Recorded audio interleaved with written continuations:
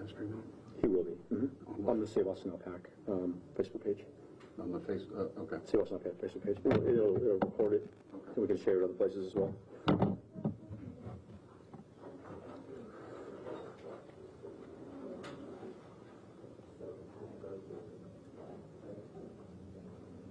Hey Jenny, if you want to keep that door cracked, in case anybody else comes.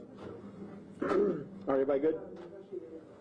Everybody good? Yeah, we're going to get started then. Well, thank you all for being here. Appreciate you coming this afternoon. There's a lot going on in our city at all times. We're here today to respond to the proposed budget that the city manager and city officials released this year, just this past week, late last week. We think it's important that the media and everyone who lives in our city understand exactly what's in the budget, what's not in the budget, and what the budget means, the proposed budget means for public safety in our city. I want to start by introducing up here my Save Austin Now and Save Austin Alpac co-founder, Cleo Patrisek. Hello, everyone. Again, my name is Cleo Patrisek. I'm the co-founder of Save Austin Now Alpac. Like cities across the country, Austin is seeing its police department understaffed and suffering from major morale degradation. This comes at a time of dramatically rising violent crime and an environment in our own city where many, especially women, are feeling unsafe. I met with a Spanish-speaking woman who does not want to be identified, but I could provide you the incident reports numbers for her, who in the course of one day had two very scary incidents. First was an armed home invasion. And then on her way to make an impact statement at the police department, a homeless person threw a rock through her car window while she was walking to the police department. This lady works at a fast food establishment in an area overrun by homeless encampments on Riverside. She lives in fear of going to work. Fortunately, she nor her family was injured in either incident, and good citizens covered her auto repair. The far left in our city is fundamentally leaving citizens with the impression that they have moved on from caring about the common man, woman, and child. For some on the far left, any mention of crime or people feeling unsafe is characterized as fear-mongering. Once again, we see through our city council and our current district attorney's actions, they no longer care about working class folks, victims of violent crimes, or society function with some level of decency. I am a proud Democrat who can both advocate for much needed change in our justice system and advocate for responsible staffing, training, and support of our police. America needed to have a conversation about policing, but what we have allowed is irresponsible and inexperienced activists to lead the conversation, and it's time for ordinary citizens to speak up. Save Austin Now is doing just that, advocating for people who know Austin is heading in the wrong direction and leaving so many ordinary citizens feeling like they can't count on the police to show up and feeling like criminals are well aware of that fact. The public does not support mass defunding of police departments. Our proposal addresses staff levels to ensure that there are adequate officers to maintain acceptable response times. It also addresses training and, if implemented, would give Austin the most highly trained force in the nation. Do not listen to the loud voices that support chaos and anarchy. We, the citizens, have a choice and do not have to live in fear of walking down our streets. Safety should not be limited to those who can afford to live in places with private security guards and gates. Safety is the right of every single citizen in this city and is the most fundamental responsibility of our city leaders. Fully staffing APD should not be controversial. It's too bad that it has taken so much chaos for the city to finally agree that they made a mistake in treating APD like the enemy. We ask you to support our efforts to transform APD from an understaffed and overworked force into the most highly trained force anywhere in America. a force that recruits diversity to allow effective community policing, a model force that will make every Austinite proud. Thank you. Great job, Cleo. Can't really improve upon that. I want to invite up now a few law enforcement experts from different groups in both our city and in our state. They're going to talk to you specifically about the proposed budget, what it would mean for our police department, and what it would mean for public safety. I want to start with Ken Cassidy, who is the president of the Austin Police Association and is an active duty police officer in our community. Thank you, Matt. Hello, everyone. I'm Ken Cassidy. I'm the president of the Austin Police Association. Just want to start off with some numbers from 2021. The community needs to know that 96% of our patrol shifts that show up on a daily basis do not come fully staffed. An example would be if you have 10 officers on a shift, 96% of the time, we don't have a fully staffed shift. 37% of the time, we fall below minimum staffing levels. What does that mean? In most of our shifts, we have 10 people. You're allowed to be down to 80%, but we're not even meeting the 80% threshold 37% of the time. APD has authorized 1,809 officers. We presently sit at 1,650. At an attrition rate of 15 people per month, which right now we're looking more at 20, but I'm using the lower end, we'll lose 135 more officers by the time the 144th class graduates. That's the academy class that's going on right now. You do the math. Probably by then we'll have maybe 80 people graduate, but between today and the time they graduate, we'll have lost 135 more officers. The math just doesn't add up for our department and for public safety and the citizens of Austin. Due to these facts, we call on the department to look at offering retention bonuses for all officers in the police department who presently work at APD, and look at having a third cadet class in 2022. Yes, we do have 2 classes, and we're appreciative of the 2 classes that the council is offering, but the next class will start maybe in February or March of next year. They won't graduate until the year after, and then you have to go through training with an FTO. So yes, we are having 2 more classes, which again, we're appreciative, but we're going in the wrong direction. We're not going to be adding more officers. We're going to be losing more officers between today and 2 years from now. After the Matrix report was released in 2017, this report recommended staffing levels for the Austin Police Department. In 2019, the Austin City Council approved the staffing model, which would have authorized APD to have 1,959 officers. Many of the council members who approved this number realized at the time that the officers were needed because the city was growing so rapidly. Now they say we must reimagine public safety. Well, our officers are still answering all the mental health calls by the hundreds every day with no help.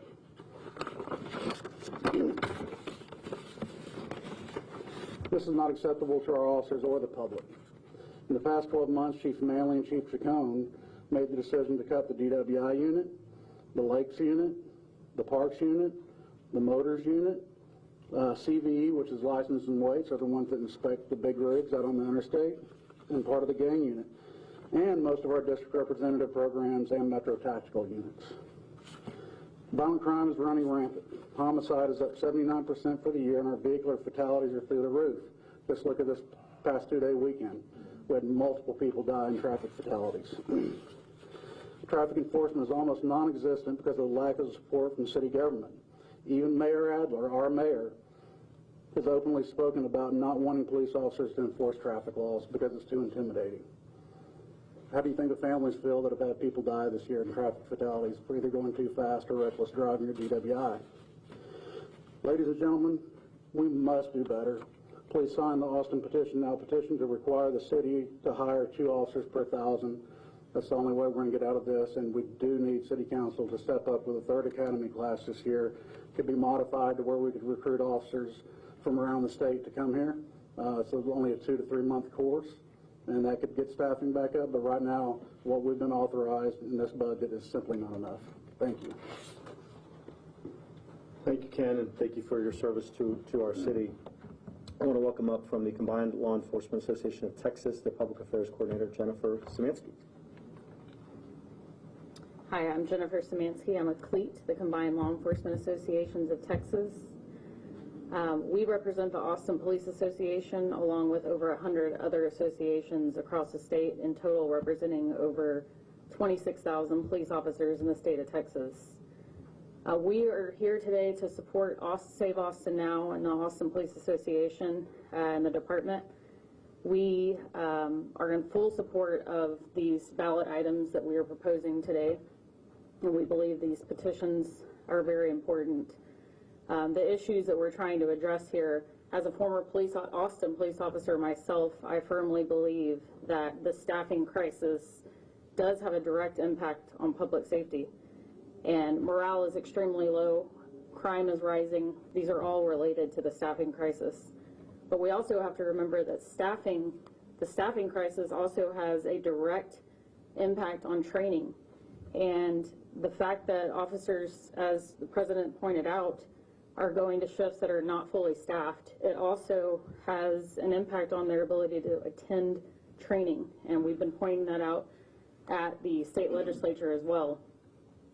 We need the officers to be able to attend training regularly, and if they're not able to attend training regularly, it's unfair to them and it's unfair to the public, because we're holding them to this extremely high standard to perform at that highest standard every single day and take calls and perform to the standards they performed a month ago at the mass shooting. And that's very difficult to do without proper training. So the department must be fully staffed, they must be appropriately staffed, and we're here to support that cause today. Thank you. Thank you, Jennifer. Since you brought up the mass shooting from, I think it was 3 Fridays ago, it might have been 4 Fridays ago, I want to read a statement from the Cantor family. This is the family of the New York resident who came here as a tourist and died in the mass shooting. After knowing all the facts of what was done by the mayor and the city council, it's very clear that they've created this perfect storm. So the city council and the mayor cut up to $150 million off the budget, knowing that this money was the funding for the gang unit and crime prevention units. Had these teams not been disassembled, this shooting would have been prevented, because these two gangs were having shootouts before and commonly known to law enforcement. The intricacies were discussed on social media by the shooters themselves. However, there was nobody available to take preventative measures because they were disassembled directly as a result of the mayor's political ambitions to appease the other left-wing higher-ups in the Defund the Police movement.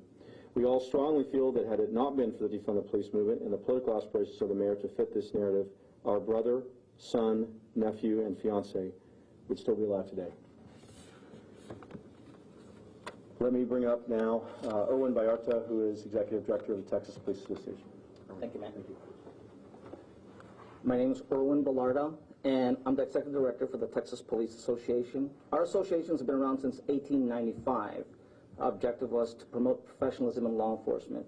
Through our agency, we actually wrote the statute that created DPS and also TCLOS, which governs the standards for law enforcement statewide.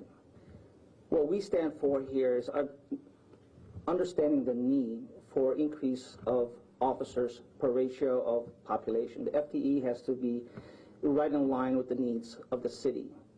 But we are actually a state association, so we understand that this is affecting Austin, but this is going to affect all the other cities statewide, major cities. But in understanding that, it's not just the funding for law enforcement, but we believe too what it affects is the working condition that each officer actually has to be affected by. In fact, what we just found out is that law enforcement statewide has the highest demographic, the highest suicide rate than any demographics in the United States. So imagine that. The work condition, the environment that they're working in, they want to save the community, they want to live here. But again, we have to find a way as a community to keep them here and to make sure that our community is safe. Thank you.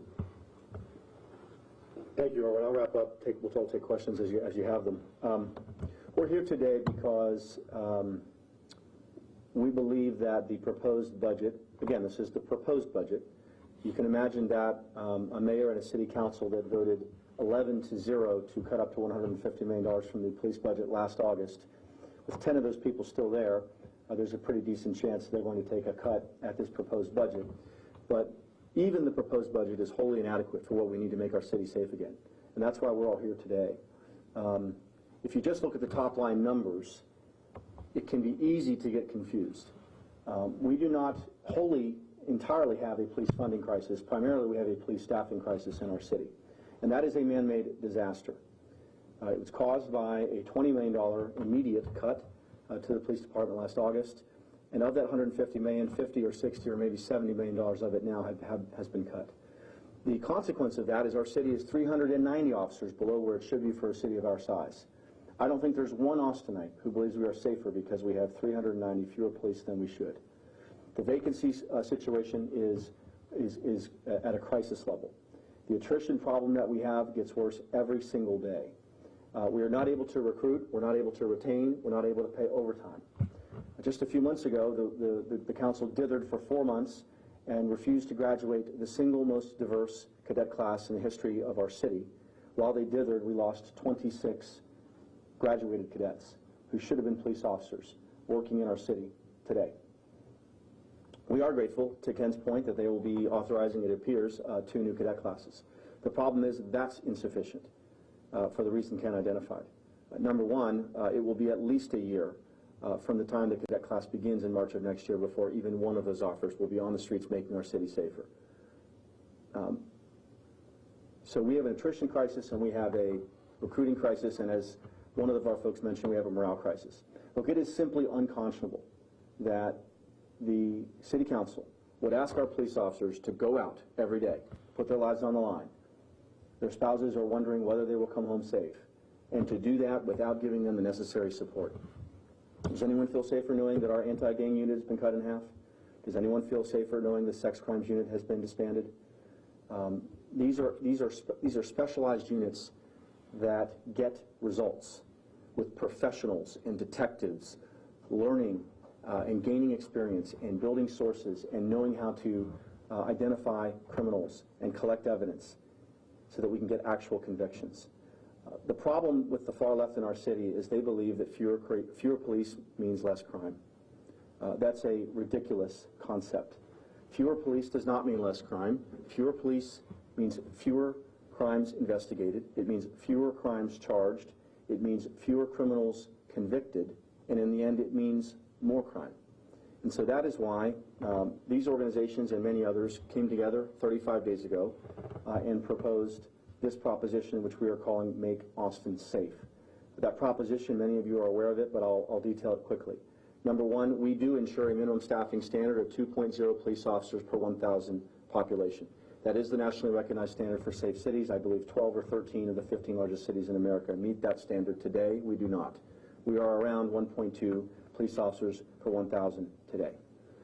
But it's not simply that. We combine that with minimum of 35% community engagement time. This is the percentage of the hours worked that a police officer is in the community, not doing paperwork, not sitting behind a desk, and not engaged in training, but is actually in the field, in their community. A very respected former police chief of the Austin Police Department specifically suggested that that provision be put in there. So that's number one. Number two, as Cleo mentioned, we will have the single best trained police force of any major city in America if this is put on the ballot and if it passes. Currently, police officers get 40 hours a year of training post-graduation. We will take that to 80 hours. Ultimately, the academy will determine how that time is spent, but we can imagine that might include things like sensitivity training, de-escalation training, close quarters combat training, the kinds of things these officers want and need, but they simply do not have the time to get right now. Third, to Cleo's point as well, we do have significant police reform in our proposal. We do take on minority hiring through foreign language proficiency. We do take on retention through retention bonus for good officers who are current on their good conduct medal status every 5 years. We do believe in making sure that the demographics of any unit that's working in a given neighborhood try to match the demographics of that community as best as possible.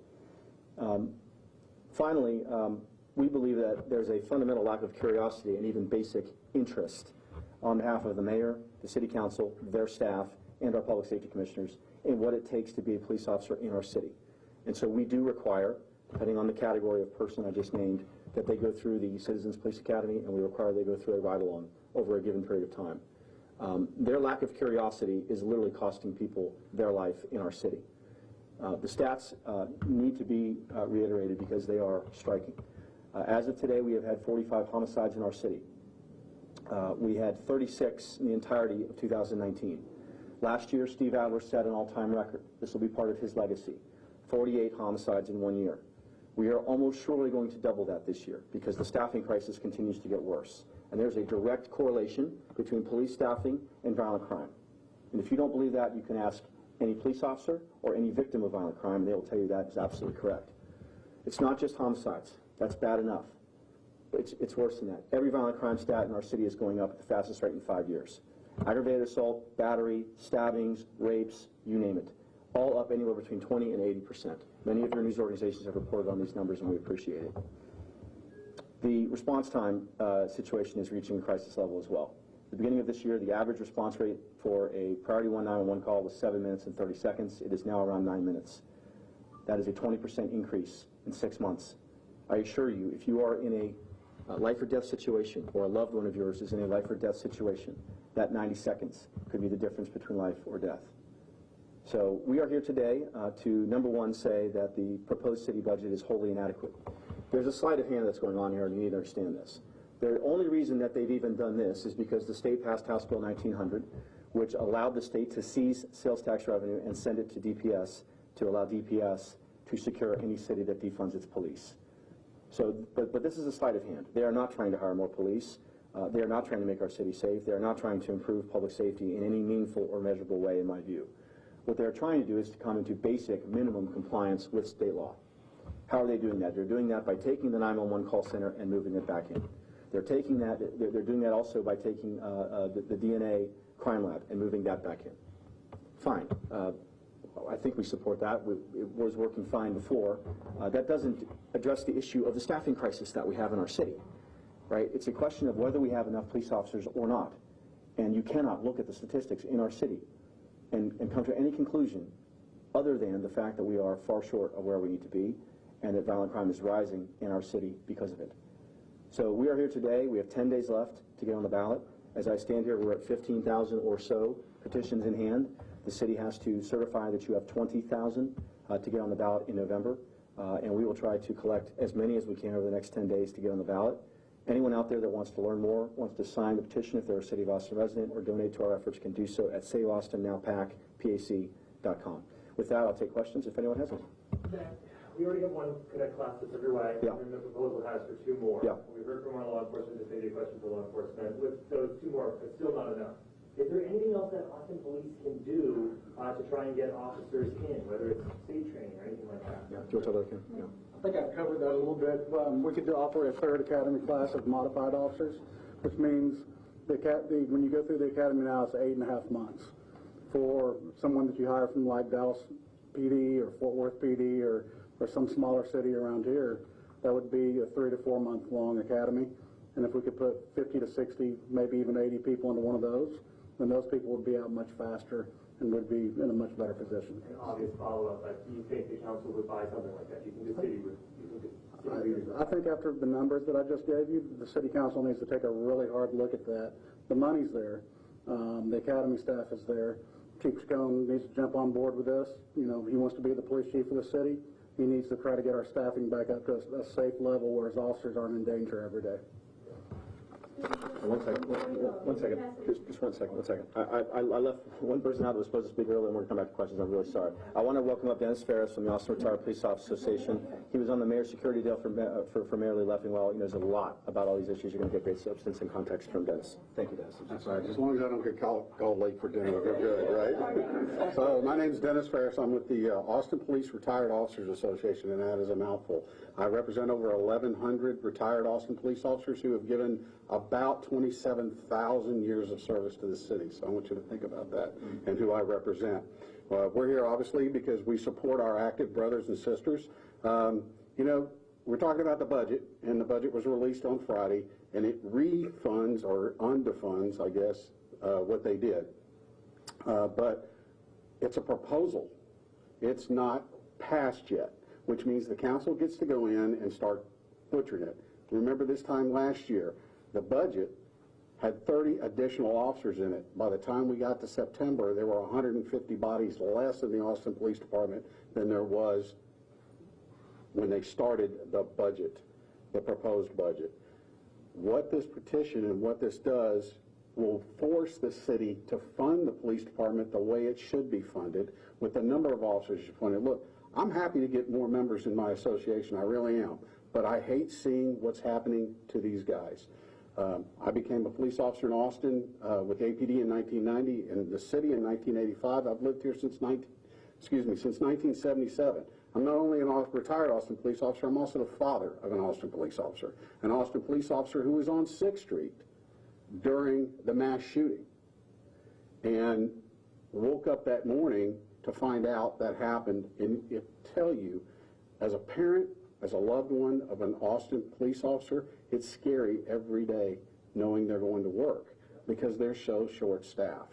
The only way we're going to force the city to do this, and Matt did it with the camping ordinance. The camping ordinance thing was exactly what needed to be done. They forced the city to do what they weren't capable of doing. This council, Sand One, is not capable of doing the right thing, from the mayor all the way down. This ordinance, this proposal, will force the city to do the right thing and listen to what the voters say, because they're not listening to the voters. They're listening to 5 or 6 activists who are anti-police abolitionists. And trust me, their goal is to abolish the Austin Police Department. Well, we can't let that happen. So anyway, thank you. I'm sorry, a couple more questions, yes, ma'am? Yes, just real quick. Yeah, okay. Just suggested, Mr. Cassidy, that I wanted you to expand. Yes. You mentioned that from King for perhaps 2 years, when the other cadet class is graduated, Yes. by then we're going to lose officers. Can you Yes. explain as to why? Is it due to stress? Sure, Is it due to sure. early retirement? I guess the simple way to put it, I'll just use the class now as an example. This class graduates in around February, and they've got to go through 2 or 3 months of training with a field training officer. Then they're allowed to be out on their own in a police car. The attrition rate right now in our department is about 20 people per month, but I'm going to use the conservative end, 15 people a month. So just do the math. Every month, all the way until the time they're ready to be on their own, we're going to lose 135 officers, and that's the conservative approach. This class will only graduate between 80 and 85 people. So we're going in the wrong direction. We're not going in the right direction. Y'all understand what I'm saying? But is it due because they're retiring? Yes. Like, why are we- Attrition is several things. Attrition is retirements, people that get fired, and people that resign to go to other departments or other jobs. That's. Can you run a class concurrently? You can. You can run classes concurrently, and we will. This class will, well, at least I hope. This is for the budget coming up, so we could actually start them in this year, in this calendar year, if the chief chooses to do so. Question for Dennis. Yes, ma'am. Chief Chacon, Yeah. Chief Chacon, a few weeks ago mentioned that he has been offering for officers who are in good standing, retired within the past couple of years, to come in, get a couple weeks of training, and come back on the job because they're so low. Can you tell me, are there retired officers doing that? Do you know? Well, let me, and I'll address this, like Ken can address it, it's a contract issue, and they would be coming in as reserve officers, so they wouldn't be coming back as like full-fledged Austin police officers, but they would be Austin police officers coming back as a reserve officer. And if you look around the country, there's several departments that have reserve programs. LAPD has a reserve program, I think New York City has one, I think Houston may have one also. So what it would be is you would have retired officers who retired in good standard, honorably retired officers. We're not talking about guys that left here under a cloud of suspicion, but people that were retired honorably coming back. And do I think we would have officers? Oh yeah, you're looking at one that would probably come do it. Even though I've been retired 6 years, and I'm kind of old, I'd still come do it because I feel like I need to stand by my brothers and sisters on this. And there's only been a couple of times that since I've been retired, that I wish I was back at work. And last summer was one of them. So, yeah, I think it's a good proposal. I think it would help with special events. You would be able to staff. There's certain things you'd be able to staff with retired officers who are reserve officers to free up officers to do other things. So, yeah.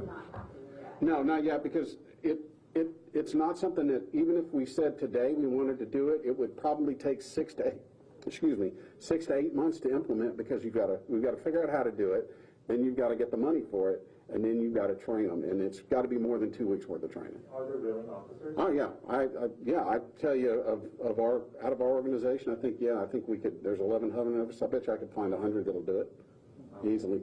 Chief Chacon kind of also mentioned, for retired, officers at the point where they could retire, specifically, bonus, or some kind of retention bonus for them.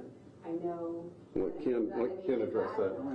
Because I think, Ken, you mentioned that you want retention bonuses For everyone. He's mentioned those at the point where they can retire. Has he gotten anywhere with that? The reason I say everyone is that we're losing a lot of our younger officers to other departments, into places like Dell and Tesla. People think we're a bunch of knuckle draggers out there.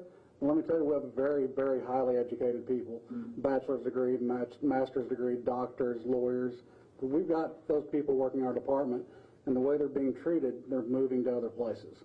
So a retention bonus for everybody, but what they are looking at are bonuses for people like me that can retire today if I wanted to say, if you promise to stay another year, we'll give you a $5,000 bonus.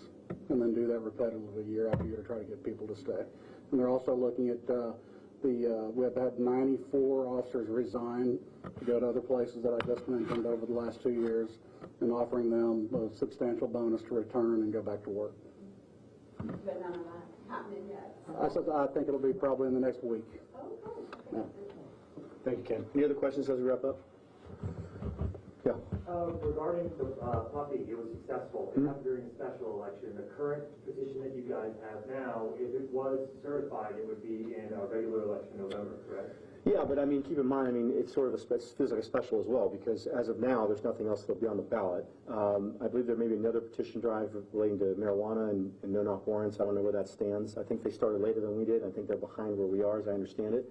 So it's a question as to whether that would get certified as well. But there are no candidate elections in November in an odd-numbered year in our area. So as of now, if we get certified, no one else does, unless the council puts something else on the ballot, we would be the only thing on the ballot. Now, keep in mind, Greg Gassard did put the police oversight issue on the ballot without signatures. He got it through the council at the last minute with very little public input. So any council member could potentially do that before the August 3rd deadline to approve ballot language. So we can control what we can control, right, which is working really, really, really hard to collect enough petitions to raise awareness, to make sure people understand how dire the staffing crisis is in our city, and to understand how serious the public safety situation is as well. So we do believe we will be on the ballot, working very hard to do that in the next 10 days, and we'll see what else is on there as well. And you're 500 signatures short right now for the... We're at 15,000, so we're 5,000 short of what needs to be certified, but we're not going to turn in just 20,000. We turned in 27,000 last time. We're going to try to be around that number again if we can. Do you think that's doable in the amount of time you have? I do. Given how many people we have working, we have dozens and dozens and dozens of people working every single day. We've now mailed 400,000 households a copy of the petition, including 100,000 just on Saturday. So, yeah, we feel good, but these things always come together at the end, and so there's an intense rush at the end. Yeah. You're a political guy. What are the challenges between an election being in November than the one that was in May? Right? I don't know that I see much difference between the two election environments. They're both, off-year elections. They don't have political and partisan races on the ballot, so people can think about, how they want to vote really through the lens of the substance of the issue, and not really behave as much in a partisan type of way with sort of partisan behavior. So, to me, the biggest challenge is turnout, because you don't have high-profile races driving people to the polls. Now, I do think this will be a big issue. Unfortunately, I think public safety in our city is going to keep getting far worse. And I think August is going to be possibly the most unsafe month in the history of our city, certainly the last 20 years. I think I saw something recently. We had a horrific year for homicides in either 1982 or 1984. That just from a population standpoint was similar to where we are today. But the bottom line is, unfortunately, because of the staffing crisis, our city is becoming less and less and less safe. That's undeniable. Look, you have to understand something. Part of it's ridiculous that we're even here today for one reason. Our mayor has said that he didn't defund the police. In fact, he said it on Twitter just a few weeks ago. So he cannot, on one hand, say he never did it, and now say he's undoing it to comply with state law. Right? Which is it? He's lying either once or twice, but he's not lying 0 times, because the two things are in direct conflict. You have the ridiculous, side-by-side comparison of Greg Gassard celebrating the $150 million budget cut, and the mayor saying it never happened. So at the end of the day, we know it happened, and that's why we're 390 officers short of where we should be for a city of our size. It's why our homicide rate is going to double the all-time record. It's why every violent crime stat is up. It's why the response rates are up 20% this year. You know, the list goes on and on and on. We can do better. Our city can do better. Everyone deserves, as Cleo said, everyone deserves to live in a safe city. Public safety is the highest responsibility of public officials. Our city leaders have failed. This budget is inadequate, and we're gonna stand up and say that. Yeah. I may say, and what hurts me the most as a Democrat is I work every day with families from East and South Austin. I meet with moms, Spanish-speaking moms. The communities most impacted by these decisions, whether it was the encampments, which is why I got involved with this, because of the homeless encampments in South Austin, Southeast Austin, that were immediately next to working class communities. They were not in West Austin. I begged for my Democrat friends in Travis Country Circle and Circle C to help me get meetings with the mayor and have community meetings in South Austin, and they ignored my requests. The Democrats that were my friends, they turned their backs on me because I wanted attention to the working class, the poorest communities in Austin that are right now being impacted again by the slower police response rate and the high crime rate. Any of you guys want to meet with any of the moms? I have loads of moms that have been victims of crime because of the homeless encampments. Their kids are constantly harassed, and also people who work, working class jobs like McDonald's, places like that where they're constantly being victimized, at their jobs. This is a constant thing that I am protected from living in my community, but we cannot say that for every community. It is wrong that this shouldn't be a partisan issue, but it's wrong for anyone to deflect and think what the city did 2 years ago was helping the disparities, whether it's economic, racial, or the police, any police reform. That did not do that, because the communities most impacted in the front lines are working class poor communities, and that's what breaks my heart. And I hope that everyone in the city, this will get on the ballot, because we need to have a come to Jesus meeting about what has happened in regards to the crime and the impact, the cities, the places in our city that have been most impacted. I just have a quick question. Natasha Marker-Madison was one, she told us that more police does not equal more safety, and she says that they need to address the underlying conditions that start crime. What do you think about that? Look, we're not against anything that addresses the root causes of crime. Unfortunately, these are big issues, right? Single-parent homes is part of it. Domestic abuse is part of it. Child abuse is part of it. Economic disadvantaged situations is part of it. Education is part of it. These are big issues. It would be nice if the city council would just do the basics. Fund our police, make our city safe, make our city affordable, deal with transportation. If it just did those things, it would go a long way. So before they're going to take on major things like education that can't explain the root causes of crime, it'd be nice if they build up some confidence among people who live here by just doing the basics. So we can stop making life in our city worse. It's probably too much to hope that they're going to make things better, given the way they look at things, their inability to execute, their inability to plan, their inability to be transparent, their inability to effectively budget. So it's probably too much to hope they can really make things better. It'd be nice if they stopped making things worse. We're all interested in reducing crime effectively, with urgency and intensity. Fewer police does not equal less crime. That's an absurdity. And if she doesn't understand that, she needs to go through the Citizens Police Academy. And when this passes in November, she's going to have to. Thank you all very much.